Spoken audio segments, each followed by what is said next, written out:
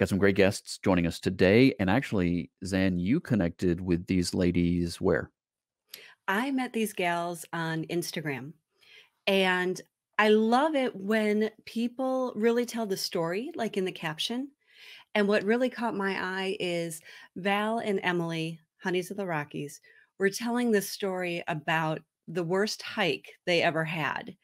And I just loved it. I loved this whole series they were talking about. And I reached out. I'm like, I want to share this story on wheregalswander.com. And so I just started talking with them like through their stories and communicating, going back and forth. I am so excited to have them on the show. They're just so fun and so real. So Instagram, thank you. Good morning. Hello. Ladies, great to have you joining us. You're actually joining us from where and where?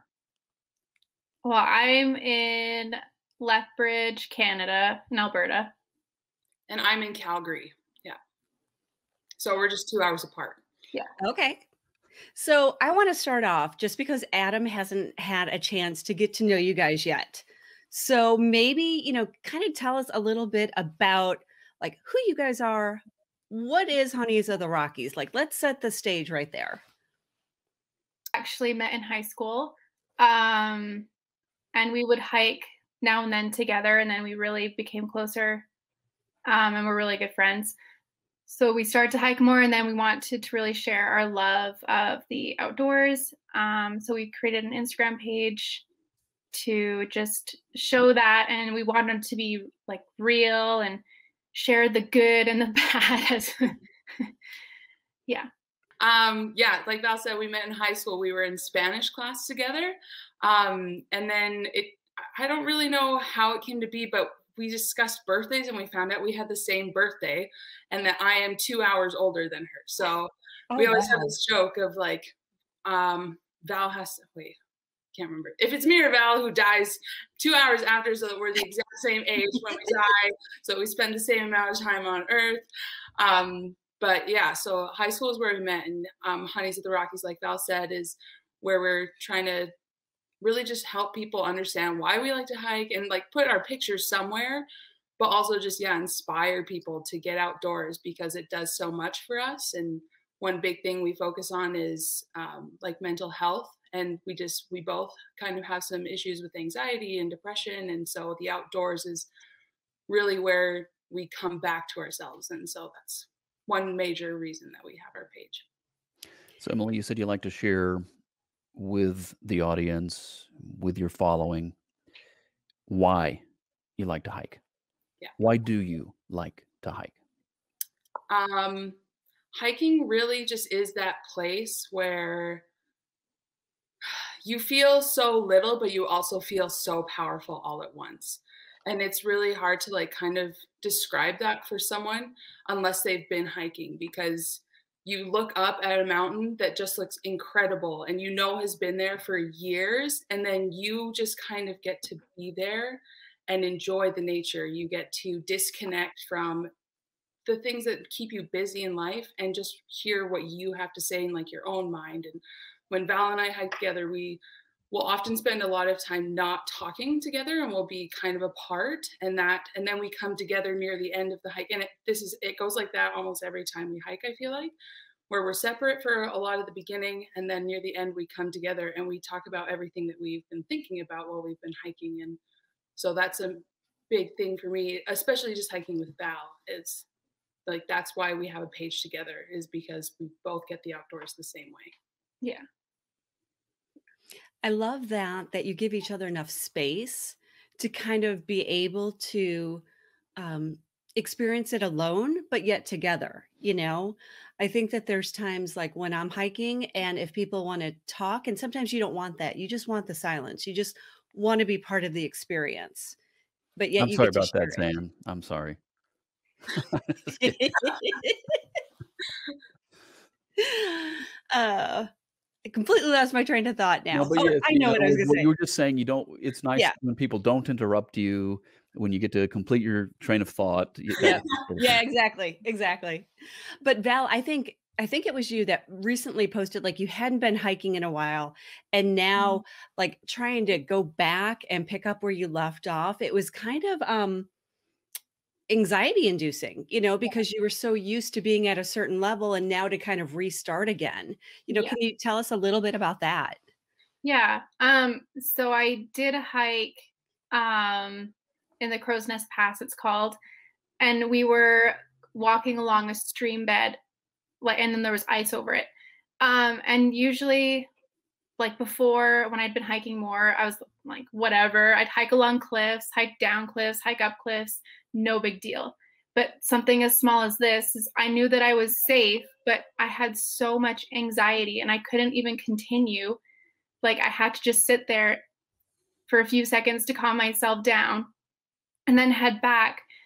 And it was just, I was so disheartened just because I looked at where I was before and where I was now, and it was just so frustrating that I couldn't be where I was.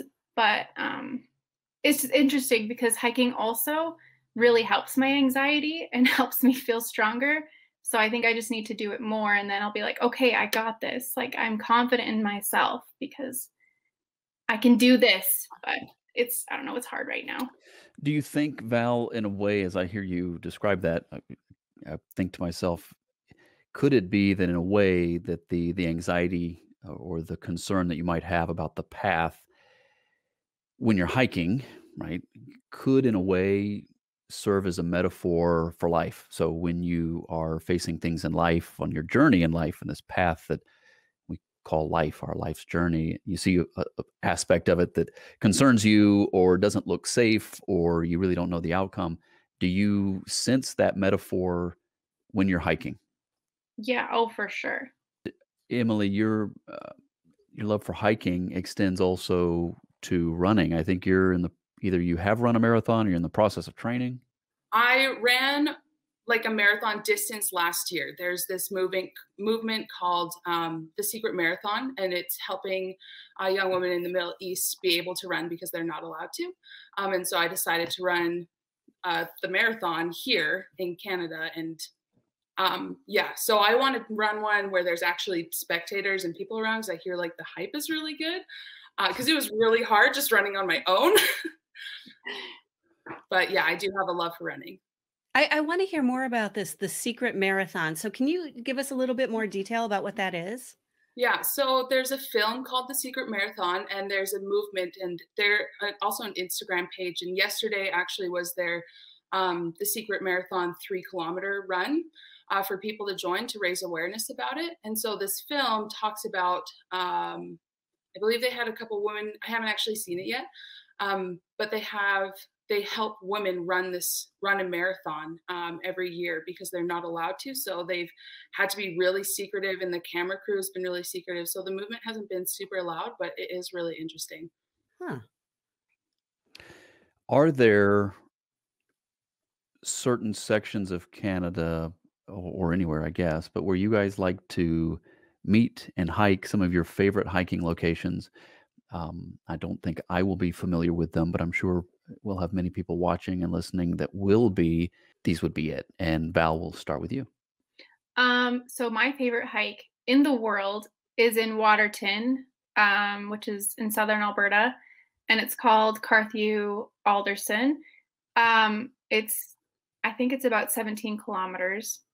And you just, like, there's lakes, like so many lakes, and just the landscape is so different. Like, it'll go from, like, you feel like you're on Mars and then you're in the forest. But anyways, I really like just talking to random people on that trail because it's my favorite, and I want to share my love for that hike with other people, and that's my favorite anyways.